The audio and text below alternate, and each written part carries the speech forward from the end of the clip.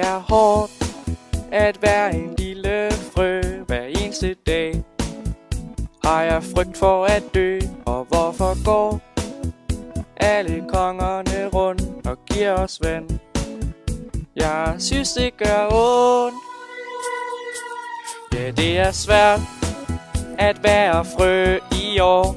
Der er så meget, som man ikke forstår. Når jeg bliver stor, så skal jeg have det sjov, hvis altså kongerne giver mig lov. Når man har skolen og familien og vennerne og en lille smule kærlighed. Det er rimelig svært, som frø er man ufaglært. Man skal åbenbart kende sin plads. Det er jo bare hierarki. Hold din kæft og gør alt det, kongerne kan lide. Nej, det er ikke så svært, når man først får det lært, selvom det kan tage sin tid. Hvis du kan tælle til 10, ja, så får du alt det vand, du kan lide. Break it down, yeah. Baby, ja, ikke så svært, nej, når man først har lært, ja. Frølej.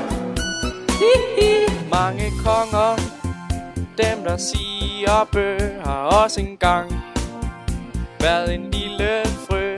Men dengang de gik i første G, der gik frøerne ikke med blæ. Men man vokser, jeg tror det går. Det er kun et år, man skal bare overleve uden sår.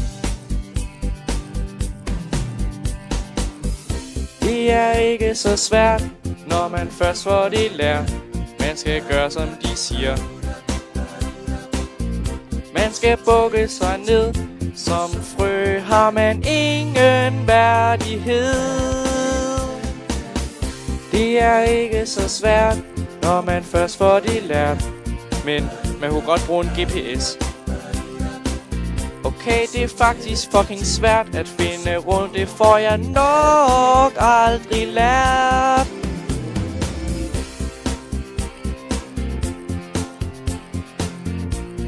Frø life, bitches.